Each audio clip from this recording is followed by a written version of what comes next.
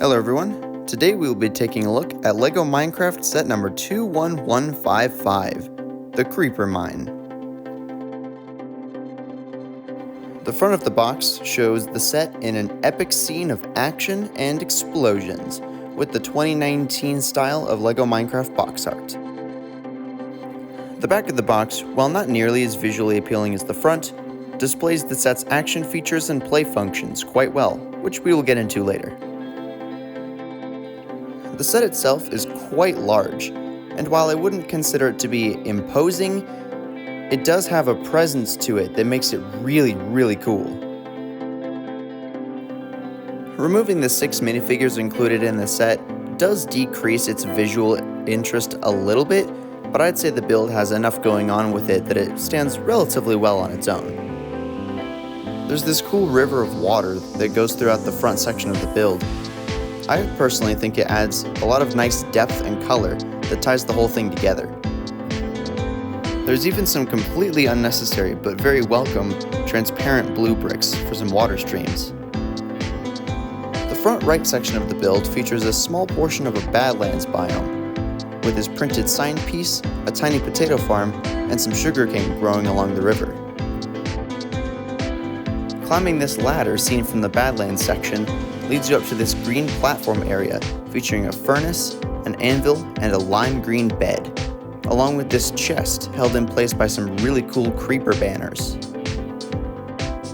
The chest can actually be opened up inside of its holding place, but it is also pretty easy to remove it. Simply lift up these creeper banners and slide the chest out. Inside is actually 4 pieces of wheat, which is kind of confusing to me considering that the set includes a potato farm on the ground level. With the chest removed, you have full visual access to the waterfall inside the creeper. To reinstall the chest to its holding place, simply slide it into the tiled surface and lower the creeper banners. Going down the ladder on the other side of the platform, you get to this small desert area that features a dead bush and the old style of LEGO Minecraft cactus. The desert section also features a minecart track that leads to the entrance of the mineshaft portion of the build. This entrance features a lava flow, a skeleton skull, an item frame with a diamond pickaxe, and a TNT block at the very top. There's also an explosion feature hidden very well in this portion of the build. When you just do the explosion on its own without the creeper, the track portion actually goes really high. Resetting is quite simple.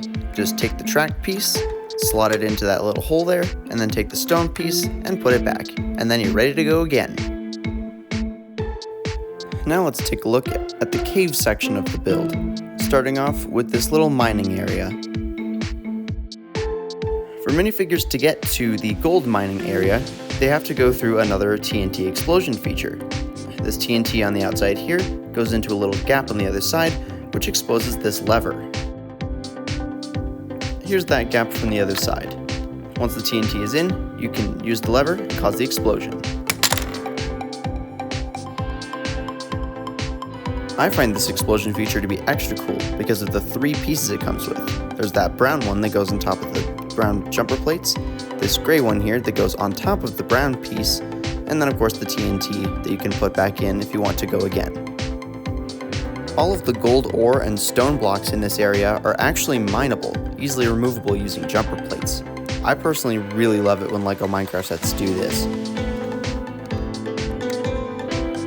Now onto the middle section of the mineshaft, which houses, in my opinion, one of the coolest LEGO Minecraft play features of all time. The minecart with chest has 6 1x1 round plates in it, in pearl gold. You take those pearl gold studs and dump them into the top of the creeper head. The head is actually easily removable, and here's the hopper that you can actually dump the studs into. Once the studs are secured inside of the head, you take the minecart chest, make sure it's open, and place it at the bottom of the rails. And then one of the most satisfying things in all of LEGO Minecraft. Here's what it looks like from the front of the creeper with the chest removed.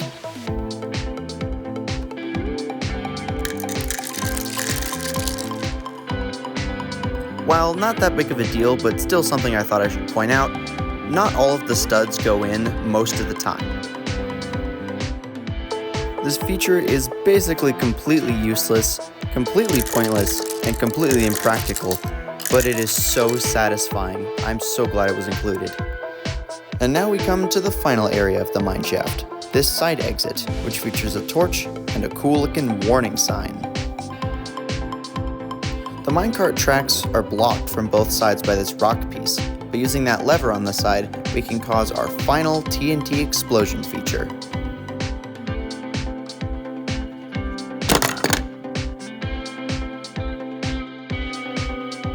The warning sign slightly overhypes the explosion, which is a bit underwhelming, but it does blast away the chunk of rock blocking the mineshaft, allowing us to get this incredible view into it. I just love the way the tracks look in this shot. And now that all the tracks are unblocked, the minecart can make a complete journey around the whole set. Also, here's what the first explosion looks like with the minecart on the tracks. And now onto the minifigures. First up, we have just a regular old Steve, who has an iron sword for his accessory. Next up, we have the exclusive blacksmith minifigure, who has an iron pickaxe. The printing on this minifigure is honestly pretty cool, both front and back. I find it really interesting. This is also the set that comes with the original design for the LEGO Minecraft Husk. While not the best minifigure, it's also not the worst minifigure ever. However, the version included in the modern Badlands mineshaft improves upon this drastically. And of course, what kind of set would the creeper mine be if it didn't include, well, a creeper? Another super nice inclusion in this set is the bat. It's the old design with the dark brown brackets that can be moved around to act as wings. There are two spots on this set with upside down studs for the bat to attach to.